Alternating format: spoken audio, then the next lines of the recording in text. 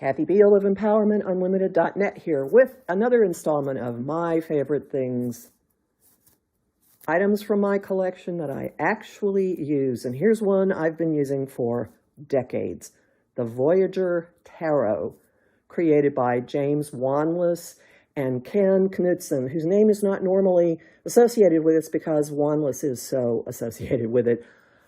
This is a photo montage deck. The first time I saw it in a store, I thought it was utterly ridiculous. I thought it was absolutely trite and was almost offended that it existed. And then someone gave me a reading with it, and I went, oh my God, I must own this. I will tell you that decades after owning this, I will still see something new in a card that I have been looking at for years. I will also tell you that when I would read at benefits for the environmental art organization, the Orange Show in Houston at their giant fundraiser, more than once I had someone lean across the table and ask me whether I was a Christian after they saw this deck. I will not go through the entire deck. It is too huge. The pentacles are worlds, and they tend to be planets. The cups are cups.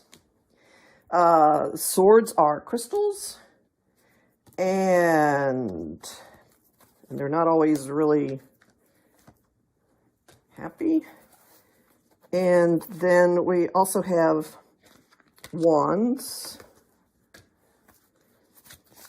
You see, they are photo montages. Each little card has lots and lots of little images in it. For example, look at the magician there. Let me hold it a little closer to the camera for you. Pretty freaky. This one, very nice. Harmony. Eight of Wands. In most decks, this is wands flying forward. Here, it's just a bunch of beautiful instruments making beautiful music. Five of Cups. This one's extraordinarily evocative. Don't have to look that one up. And the images are from everything. I mean, here in the Chariot, we have a Greek statue there in the middle, a big old copper statue, and all kinds of stuff going on. 10 of Cups, very overloaded. The Fool actually has a fetus in the middle of it.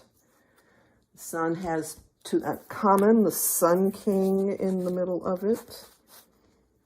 Whoa, sorry, 3 of Cups is gorgeous. Oh, that I should show you. The back of it is the computer-generated cross-section of a strand of DNA, which is really cool. I think 10 of Wands, if you look closely, is a really, really old hand and a really, really young hand, showing the cycles. This deck is not for everybody. There are times you'll just kind of go, I don't know what this means, but there's always something. And whatever your eye is drawn to in this deck tends to have a really important meaning to it. So what I will say about this is it's excellent for questions that are a little more metaphysical. This is not, is he going to call me territory?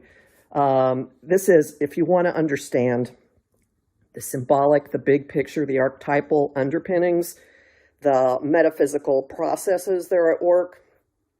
This is not, is my check going to show up this week? Not for everybody. Really fun, really cool. The designer, the guy that dreamed it up, the symbolist, James Wanless, calls himself Captain Picard. Yes, he does look a little bit like Patrick Stewart. And I did have a reading with him once, and his reading style is, I swear to you, he will ask you a question. He'll hold the card up, ask you the question, and then he tosses it. Asks you a question, then he tosses it.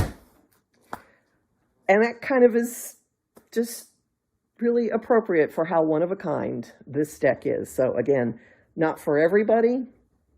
It can give you really, really interesting information. And I'll have another one soon.